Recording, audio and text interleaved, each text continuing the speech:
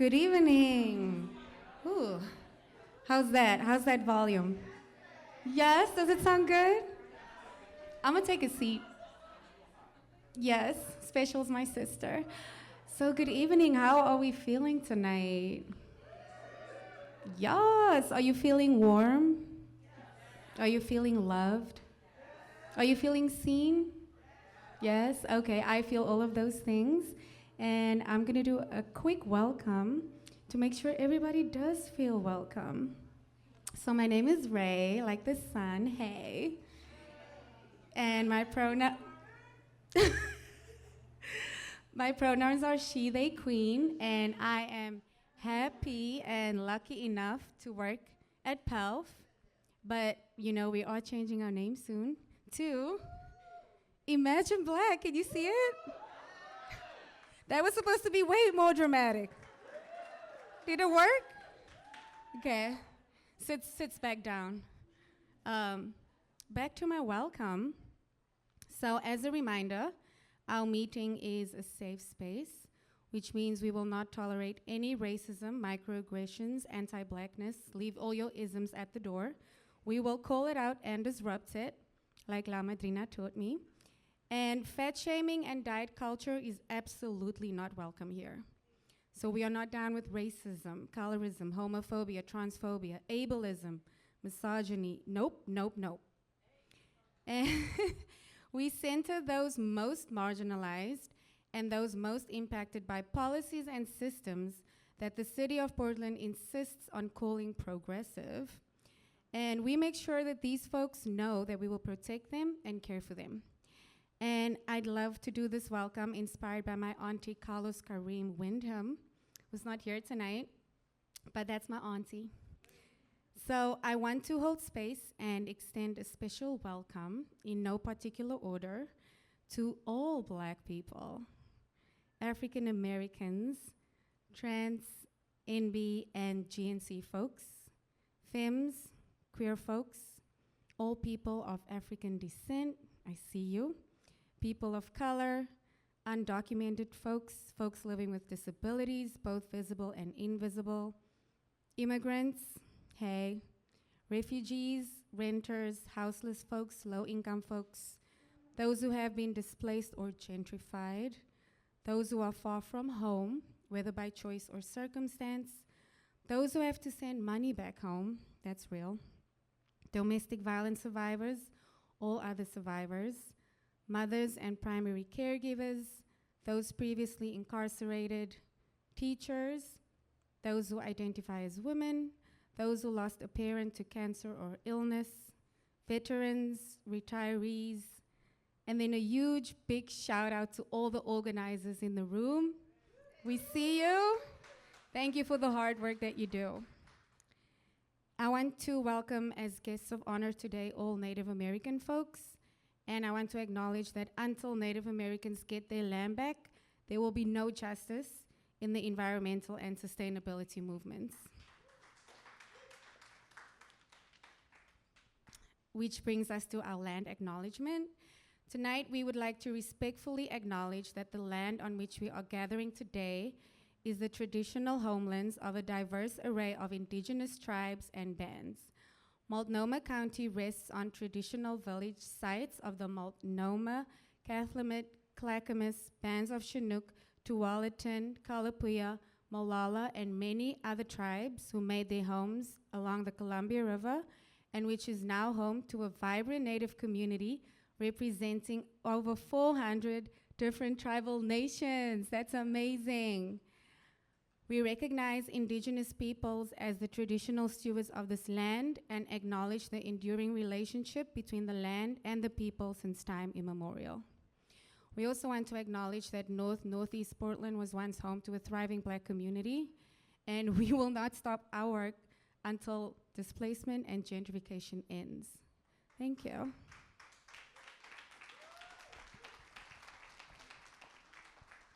And now I would like to welcome my amazing colleague, Samantha.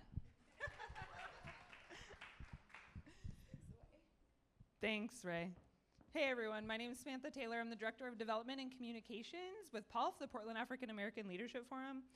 I'm so stoked to say this about Alicia Garza right now. Alicia founded the Black Futures Lab to make Black communities powerful in politics.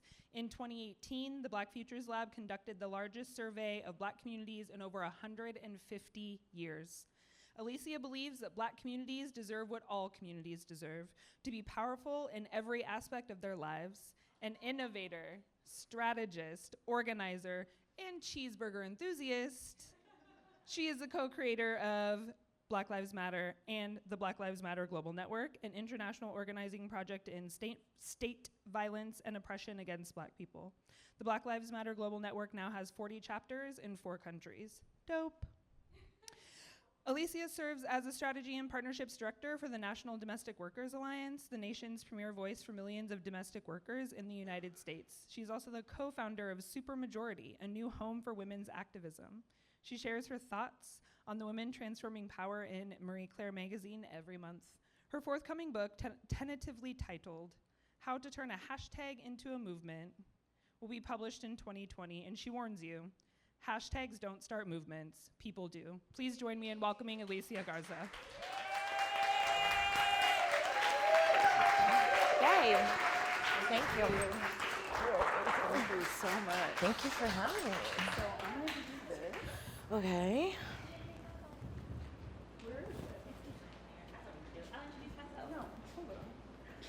It's behind on this floor to the microphone. It's for you. There's a lot of pieces of paper on this clipboard, y'all. Doing a great job.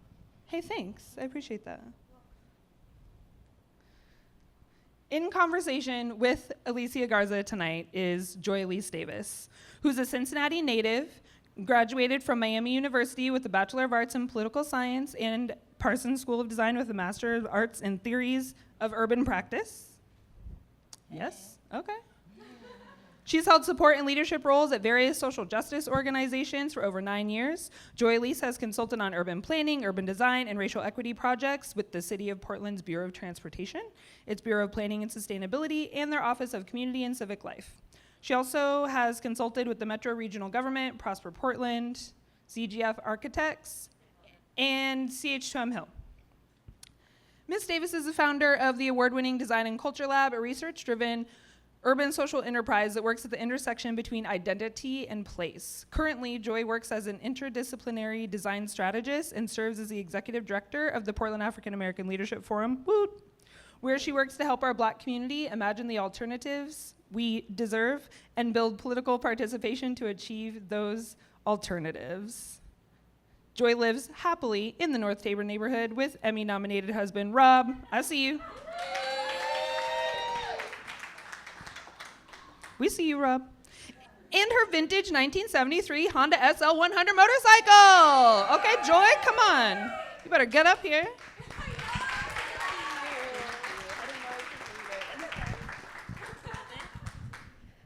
Thank you so much.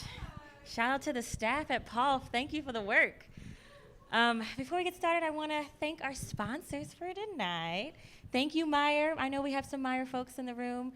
Meyer Memorial Trust, thank you so much for bringing this amazing human to Oregon today and having some time with us, so thank you for that.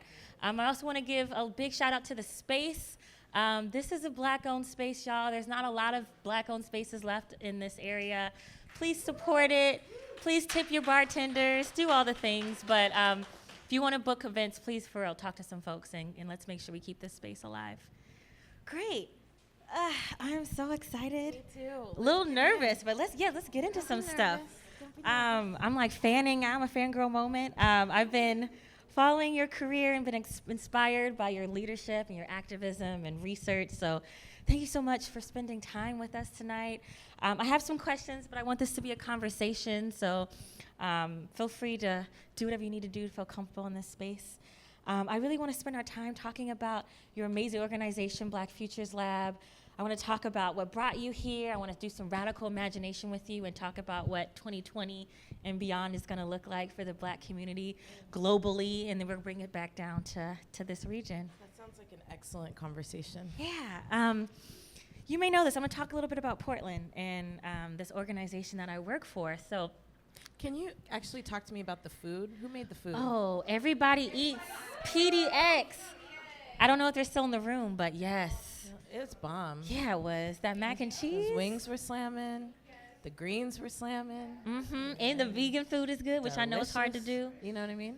Okay. Yeah.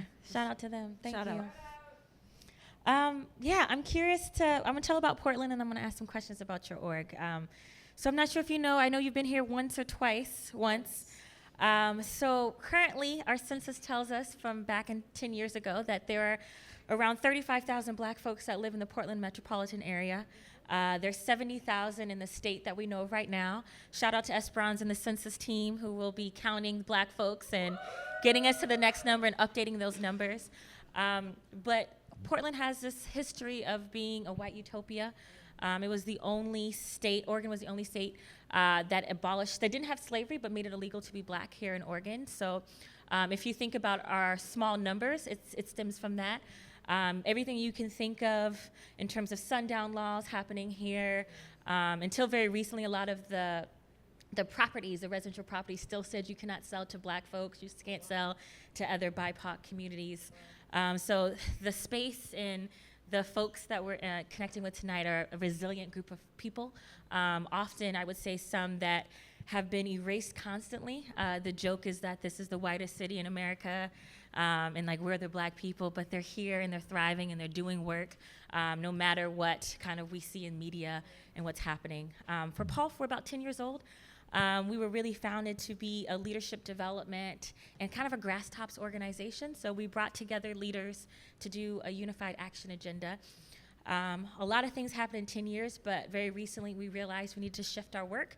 So we restructured to be a more visionary and a more Afrofuturist organization that does organizing work, that works on campaigns, that does a lot of work with our voter activation network and other things that are happening.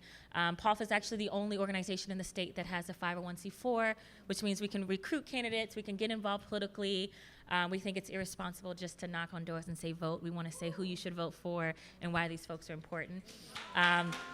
But this lens is new, so we're getting involved in this political space here, and I say formally, people have been doing it for a very long time here, but formally it's new, so I'm really curious kind of all the things that you've learned through your work with Black Futures Lab and what some best practices we can take on here in Portland. So that's a little bit about POLF in Portland. There's way, way more to dive into. That's amazing work. Congratulations. Thank you. Congratulations. You know, like, thanks. Everyone's modest. So I'm curious to know, how did you start your organization and why? Well, a lot of reasons. I've been organizing in Black communities for about 20 years. And, you know, a lot of my experiences, I think, have shaped me in such a way where I find that, like you, I believe that Black communities are some of the most resilient. All of the things that we engage with and deal with on a daily basis, and we can still gather and love and connect and build and create and lead, right? And that's important, and that is what shapes our movements. And then I also feel like a deep rage all the time, because we get left out and left behind so often.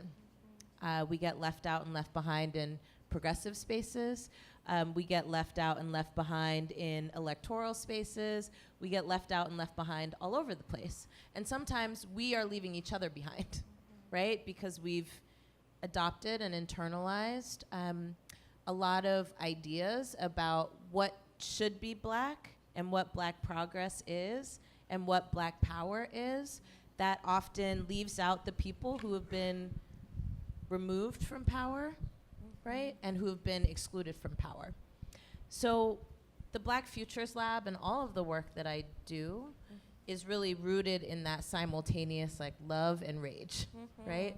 Love and deep appreciation for our ability to not just be resilient, but use that resilience to live the world that we want to be in, right? Because we know nobody's coming to give it to us, so we just do it, right? And at the same time, being completely rageful about the ways in which we haven't yet gotten it right as a movement, about what it means to deeply connect across community and within community in order to actually make new mistakes and not keep making the same old mistakes. So earlier today I was here and I was talking with the good folks from the Meyer Foundation, and the question on the table was about risk. And for me personally, I mean, I do take a lot of risks. I have taken a lot of risks, but the thing that, like, if there was a, you know, I don't want to call it a trigger because I feel like those words get overused and used wrongly. So I'm just going to say the thing that, like, grates on my nerves the most are the risks we don't take to be as free as we possibly can.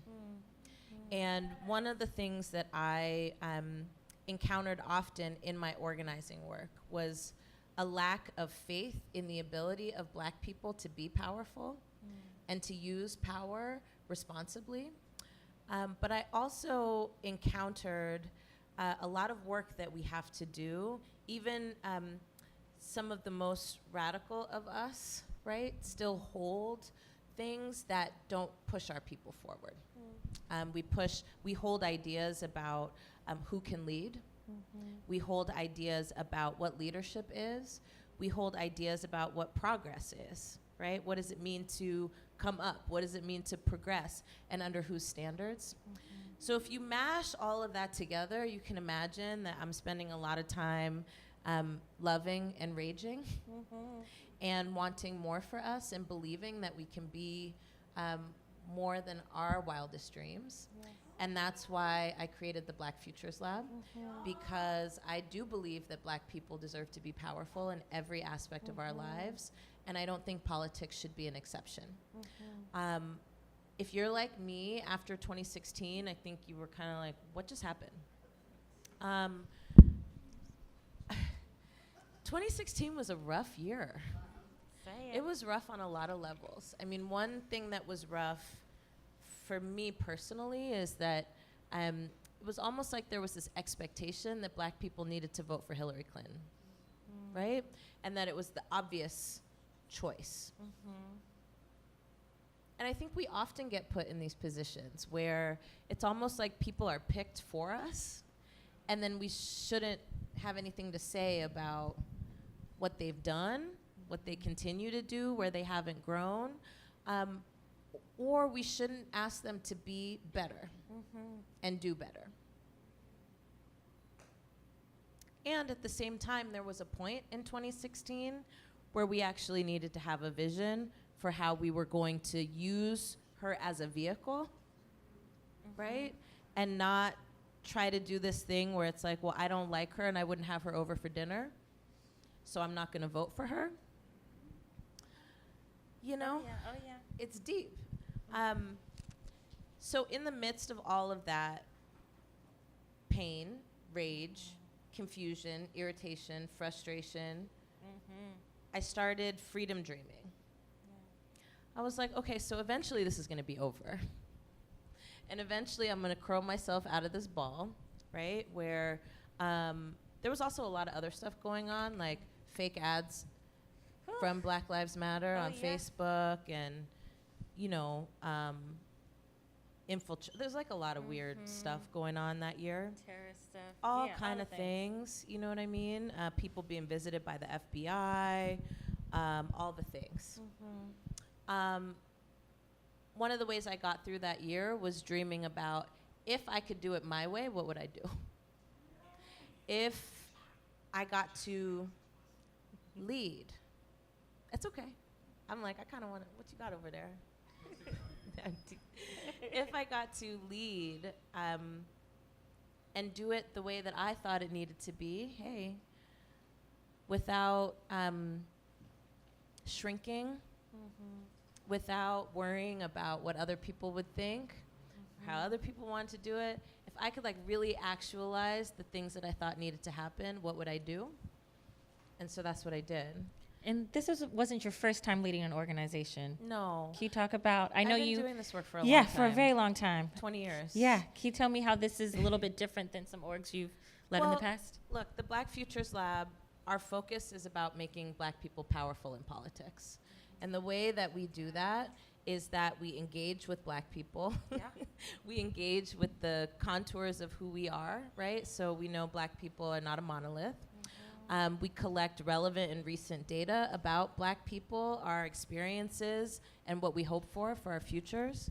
We engage and organize influencers and celebrities who are Black to use their platforms for politics and not just products. And we engage in electoral organizing. We support and build the capacity of Black-led organizations to build power in Black communities. That means that we're not like a base building organization. We're not trying to build our own base. We're trying to invest in our people in ways we haven't been invested in before. And to answer your question, it's not the first time I've built or led an organization, but it is the first time that I have been able to build an organization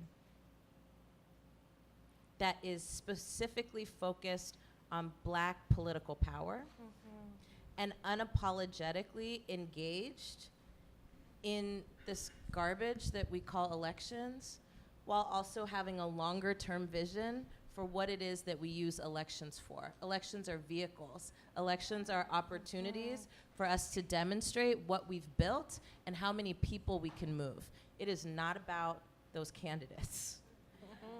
When it becomes about the candidates, it's about the people that we grew, right? And the way that we transform the way that people lead. We have a problem not just with our election system, but we have a problem with the way that politics happens in the first place, right? A lot of us went to sleep when Obama got elected. I was really excited when Obama got elected, and I was pissed off the whole election, by the way. I voted for Cynthia McKinney. I was like, they ain't shit, right? And when Obama was elected, I was out in the streets like, hey, right? Okay, so this is a good example of what happens when we don't transform power. We just change the people who are in power. And I think a lot of us didn't know how to deal with, right, what it meant to have a Black person in power and conditions not change for Black people. And that was a wake-up call for me as well, that the way that we transform power is by changing the dynamics of how power functions. Power, as it functions right now, is about power over somebody else. It's predatory, it's parasitic, right?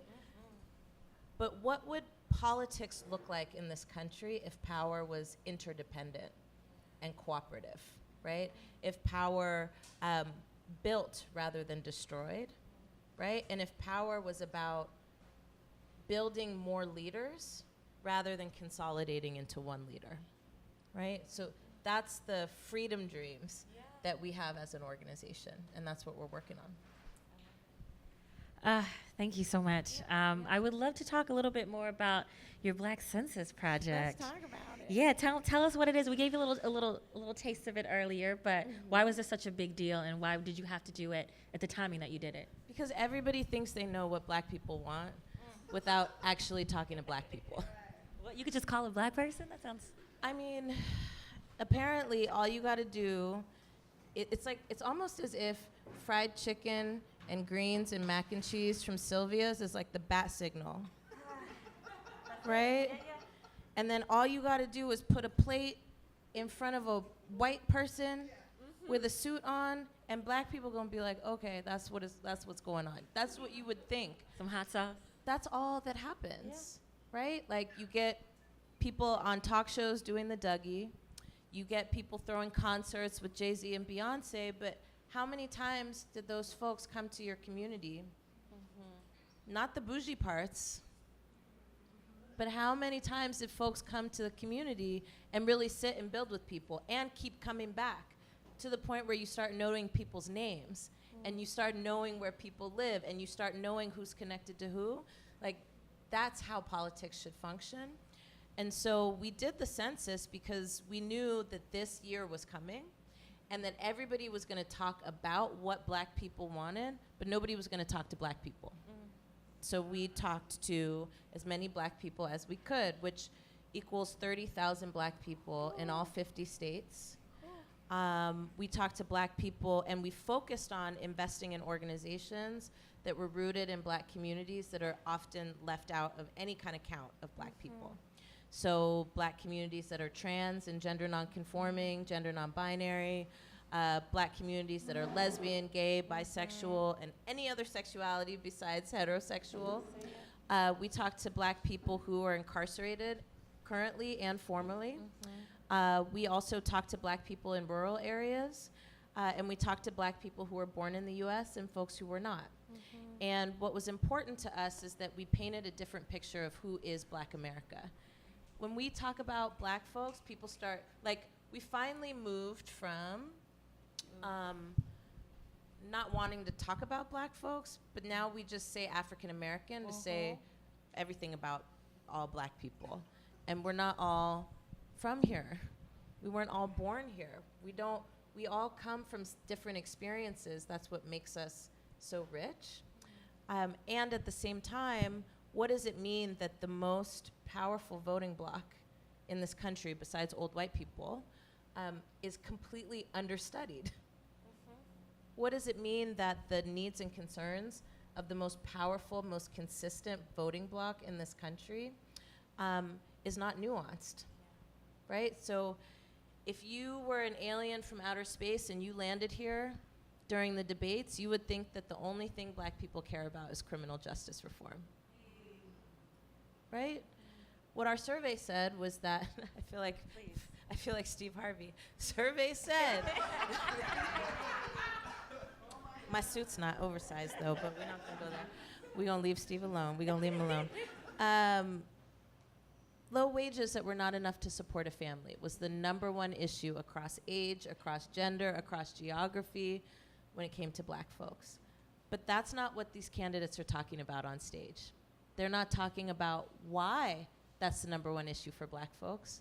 They're not talking about how the economy is racialized because they're afraid to talk about race. They're afraid to talk about the ways in which race shapes every aspect of our lives. They're calling it identity politics. And they say identity politics is separating us, so if we just don't talk about that, and we just make class the great equalizer, right, then all of us can rise.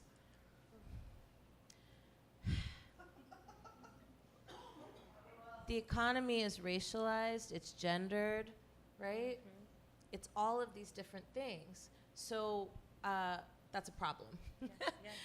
The other thing that we found is that, we found a lot of things. So one of the things I thought was the most interesting is that while we did 3 reports, one on black folks who were the most politically active of the people that we surveyed, right? Folks who not only voted, but they worked to get other people to vote. They volunteered on campaigns, right? They did extra work. We did a report on the data through the lens of gender, and we also did a report on the data through the lens of sexuality. We found that trans and gender nonconforming and non-binary folk were increasingly politically active, joining organizations, had been to at least one protest in the last year, but were increasingly not registered to vote or active in voting. But y'all know as well as I do that this administration has been rolling back protections for trans folk, right? We know that black trans women are being killed at astronomical rates, right? And that the average lifespan of a black trans woman in this country is 35 years old. So which campaigns are working to deeply invest in the engagement of trans and non-binary and gender non-conforming folk? Anybody had a call? Door knocked? Asked to register to vote? Okay, well, we're doing that. We know we have to expand who participates and that we have to turn out more people than they do. It's a very simple equation, right? So, but when we look at who campaigns target amongst us, they target the people in our communities who vote most often, which are like folks who are like our parents' age and our grandparents' age. But they don't think that we're gonna turn out, so they don't invest in us. Period. Like, period. There's no money going to knocking on our doors or making sure that we're registering to vote. There's no money going to making sure that we're shaping campaign platforms. There's no money being invested for that. So that's one of the things we're doing. Another thing that I found to be really interesting, and we're doing a 4th report about Black cisgender men. Talk about it. Shall we? Please, dive.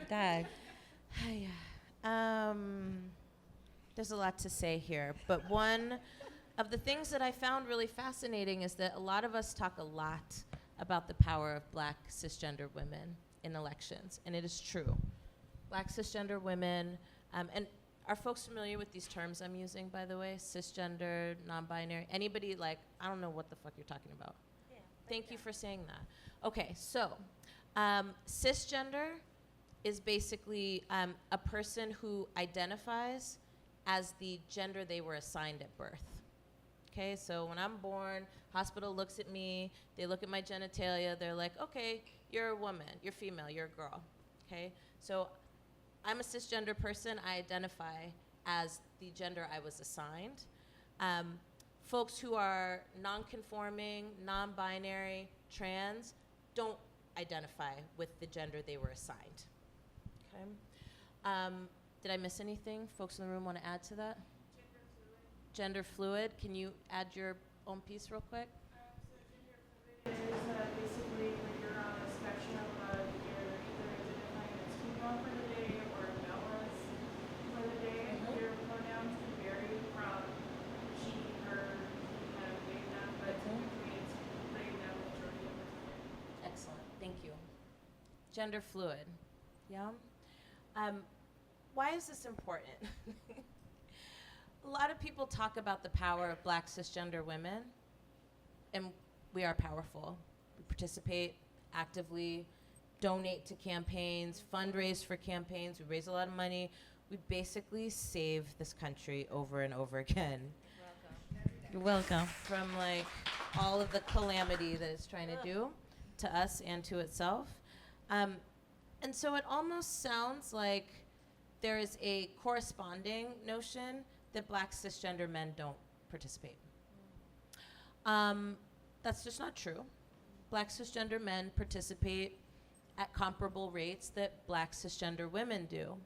The difference is that Black cisgender men politically are more susceptible to certain kinds of messaging that are wedge issues than Black cisgender women are. And that has a lot to do with the exclusion of Black cisgender men from progressive campaigns and movements. Can you give an Let me example break that down. of that wedge you spoke of? Yeah, so anybody hearing about a lot of backlash to Me Too? Lots of backlash, right? It's a conspiracy against Black men. You ever heard about this? Yes. Okay. On Twitter, but also like when you knock a door and you're talking to brothers, and brothers would be like, well, how come Harvey Weinstein is not being held accountable in the same ways that Bill Cosby or R. Kelly are being held accountable? It's wrong and right. It's wrong and right. When we talk about sexual violence, we talk about it as a cisgender women's issue. When Black cisgender men experience sexual violence, but are also encouraged not to talk about it and are not asked to join movements around it. When we talk about the economy, right? When we talk about the economy, a lot of the ways that progressives talk about building the economy is by increased government intervention. Black people are not fans of increased government anything. right? Like, we are and we're not. We're like very complicated in this way, right? But what you find in terms of voting patterns is like where black cisgender men and black cisgender women deviate, right, is around questions of the economy and slightly questions around immigration because of its relationship to the economy. The idea that jobs are leaving or that people are being displaced from jobs in favor of somebody else, right, is it's being used as a wedge issue. So this is where Blacks for Trump comes in. Anybody seen that? Okay. I'm not going to out nobody here. And the Hotep groups that's been showing up. Yeah. I mean, I'm going to say it. I'm not going to name the name, but we see them. Well, I think that, let me just finish this point around progressives and black men. The progressive movement has been led by white women. And so part of where I think there is this huge disconnect, right, is that white women in progressive spaces still don't feel safe around cisgender black men. And so there is not that level of organizing that is happening around ensuring that cisgender black men and the issues that cisgender black men care about are firmly planted and made as important, right? And this is not to say that white women are taking up the issues of black women and not the issues of black men. No, this is just to say that there are different ways that black communities get excluded from the movements that are supposed to be pushing progress for our communities. Yeah? This is why we get in really uncomfortable conversations about what it means to build multiracial organizing and multiracial unity. This is why we get into really uncomfortable conversations about power and aggressiveness. Okay? We have to have these conversations. The reason we have to have these conversations is because our opposition is having these conversations. Our opposition is actively organizing cisgender black men, actively. They are deeply investing in Kanye West and Isaiah Washington and voices that folk are like, oh, okay, right? You're not Mike Pence. You're somebody who has cultural cachet. Yeah? So one of the things that we found in our survey is that there is actually comparable voting records and practices, but yet there is deviation around issues. And that deviation is being invested in by our opponents to try and split the consolidated black vote. Feel where I'm going on this? Here's some other things that we learned really quickly. We learned that more than 50% of every single person we talked to said that they believe that politicians don't care about black people. 50%. 50. Wow. That was across generation, sexuality, gender, etc. We also learned that the most common response to our survey takers was, nobody has ever asked me what I think about what I care about, what I want from politics, what I want from my future. I've never had this conversation. Yeah? What does that mean for 2020? There is a tide that is going through our communities, and you and I talked about this earlier, where people are saying voting is really not worth it. I don't want to choose between one devil or the other, and so I prefer to just not participate. And also, this is the result of decades of disinvestment, decades of assumptions that black people are going to show up anyways, right? And a new, I should say not new, the fruits of a deep investment by our opposition in trying to figure out, knowing that you are never going to get the majority of black people to join the Republican Party. It's just not going to happen because they're racist, right? But they don't have to. All they have to do is break off between 5 and 10% of black support to not be able, for us to not be able, right? To move decisive victories like we did in Alabama, like we did in Virginia, like we did with Obama in 2008 and 2012. 5 to 10%. So, what are we doing this year, y'all? When it comes to engaging and activating black voters, when it comes to dealing with these questions that are coming up, specifically around black cisgender men in relationship to Me Too, sexual violence, the economy, immigration. What are we doing around that? And what are we doing about the folks who are saying that all of these things that we're talking about right now is too complicated and besides the point, right? One of the things that we talked about earlier today is, you know, it's kind of interesting being accused all the time of being too queer, too pro-trans, too, you know what I mean? They're like too gay. They're trying to advance the gay agenda. What is this agenda? Equality? There's no freedom. agenda. There's no agenda. I haven't been organized into the agenda. There's no agenda. But you know, if we're not having these conversations, then we're not actually talking about what it means to build black power.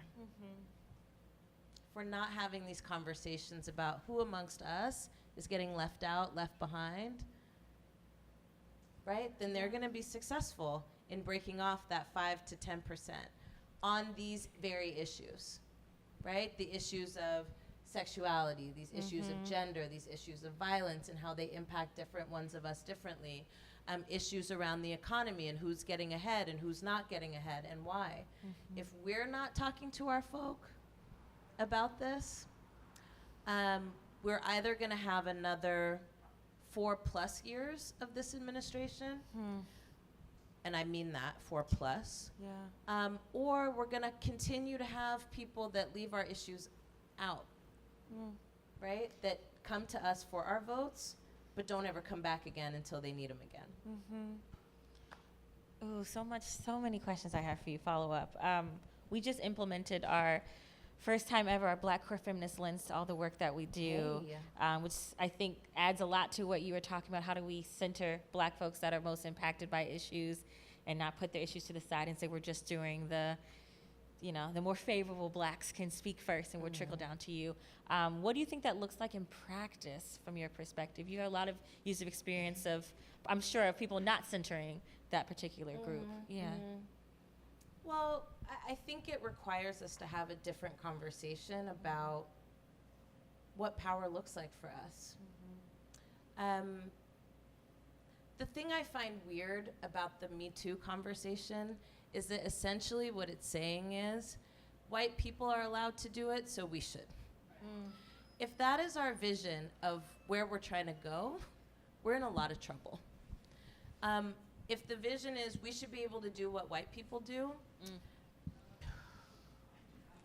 no change is gonna happen, right? So I guess I wanna push us all, and what we're pushing ourselves on at the lab is how do we have a different vision of what power looks like, right? How do we have a different vision of how decisions get made? Who's involved in those decisions and why? In our communities, this has been a long-standing debate from forever, right? It's like the talented 10th conversation, right? It's in some ways, you could say there was this idea that if you were seen as respectable, then people would take you seriously enough to give you the things that they were keeping from you. But that's not actually how this game works. The game works where the rules have been rigged to keep people in power. So it kind of doesn't matter what you wear, doesn't matter how many degrees you have, because those end up being aberrations in the overall process, right? But those aberrations aren't gonna change the actual rules, and the actual rules are rigged so that you don't ever get where they're at. So then where they're at can't actually be the vision that we're trying to get to. It's gotta be something different. Which also means, like, black CEOs are not the answer. Whew. Say that again. Right? They're not going to save us all? No, black CEOs are not the answer, because what does it mean to have black people at the heads of companies that are destroying our communities? Say it.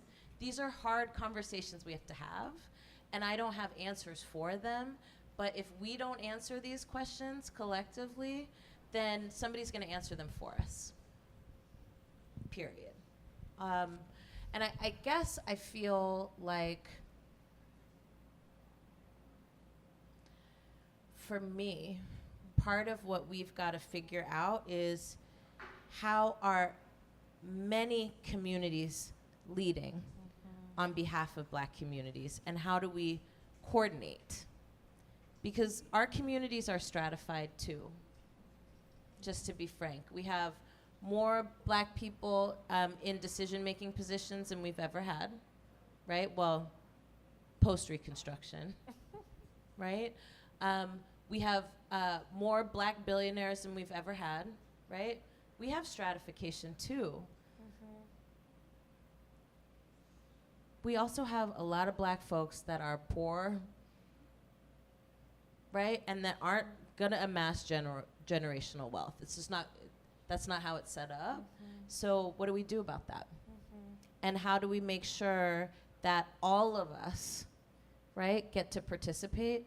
And part of what that also means is, how do we create the kinds of institutions and organizations that have entry points for all of us? When we look around the rooms that we're in, who's here and who's not?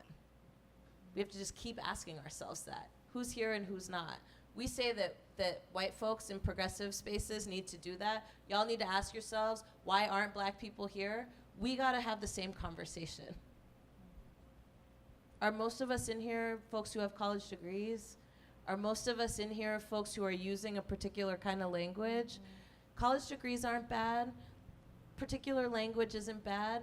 It's just to say, let's be more conscious of the ways in which stratification shapes our own strategies and impacts our vision of what's possible. Does that make sense? It does. Say that. Sorry, No, my it's okay. notes are going Yeah, crazy right now. I'm like, it's flying off the, there's smoke coming off the it is. Smoke's happening. We have a few minutes left before we do question and answers, and there's something that you mentioned in the very beginning about how we got a little complacent after Obama.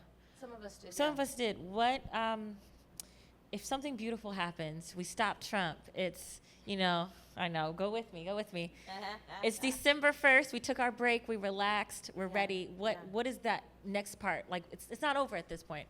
How do we fight this complacent behavior? Because it could happen again. Well, if it was today, it would happen again. Yeah. So let's sit with that. It's not a given that people know after 4 years that this is a disaster. In fact, some people are like, I'm actually kind of feeling it. Our folk, I'm actually kind of feeling it. I mean, right? Democrats aren't doing anything for us. So we either go with him, he's a billionaire, he knows how to make money, or we just don't vote at all. That's the message that's out there. And you know what they're doing? This is a trip. Folk are using the political space that we built,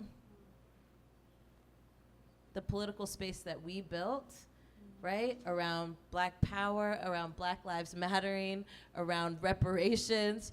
Folks are using the political space that we've built to move conversations that are xenophobic, they're anti-immigrant, they're anti-gay, right? They're anti all these things that we have spent a long time building and working on. So we gotta have those conversations amongst each other. But also I think we have an opportunity right now to see 2020 as the test of what we've learned over the last 4 years. And frankly, it's not about how much you can post on social media. It is 100% about how many people you can get to them ballot boxes, and how many people you can get to those polls, and that's it. That's it. Like, full stop. So we're about to go into a set of conversations that are going to be very painful because there are no black people in the race as of today. Well, no, I'm sorry. Duval Patrick is in the race. Everyone's faces. You know, There's dwindling numbers of black people who are in the race, and also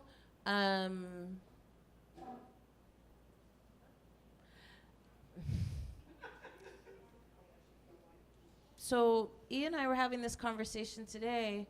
When you knock on doors in places like Iowa, places like Georgia, places like Florida, black folks are not like, I'm with Bernie Sanders. Folks are like, I'm with Joe Biden. He was Obama's dude.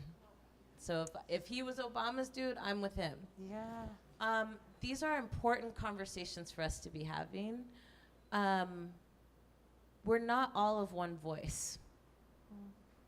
And if we make it about candidates, we're kind of in trouble because none of these candidates are ever going to represent our highest aspirations.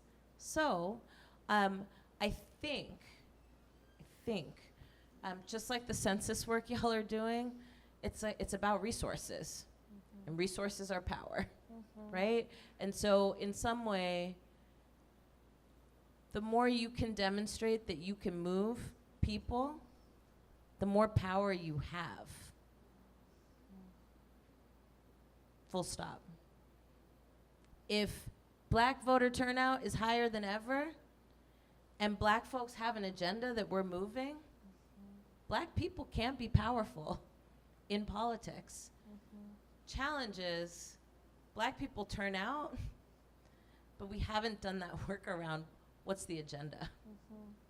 What are we trying to move? The question is actually, how many people do you turn out, and what happens in the first 100 days?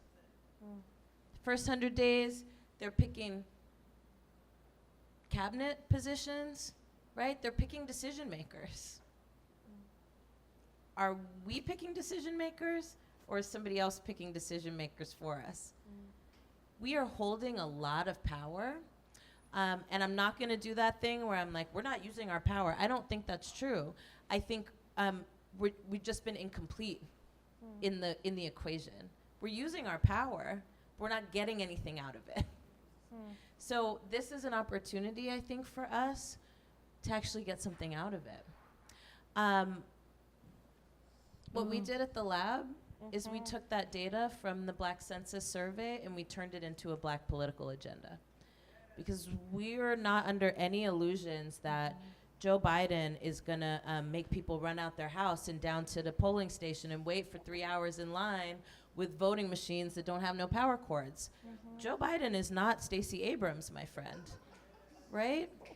But if we have some clarity about, well, this is what I'm voting for, and I'm voting for anybody who aligns with this, that becomes a different question. So that's what we're up to.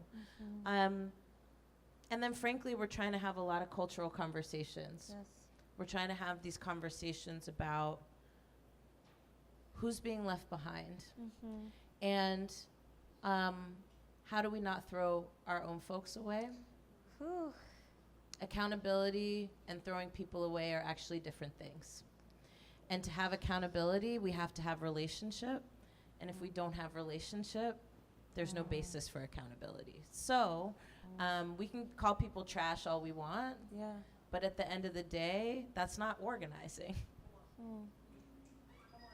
So we're doing a lot of that. Yeah. And then we're doing some experiments, right? So our opposition got really smart. They were like, we are going to get Kanye West, one of the biggest cultural icons for black people, to talk wild about a bunch of things. He was happy to do it. He's He really was ready. feeling it. No, Oh, he's yeah. really feeling it. And actually, he's not alone. There's a lot of our folks that have been sitting in the White House meeting with the Orange Menace. Y'all know that, right? T.I.,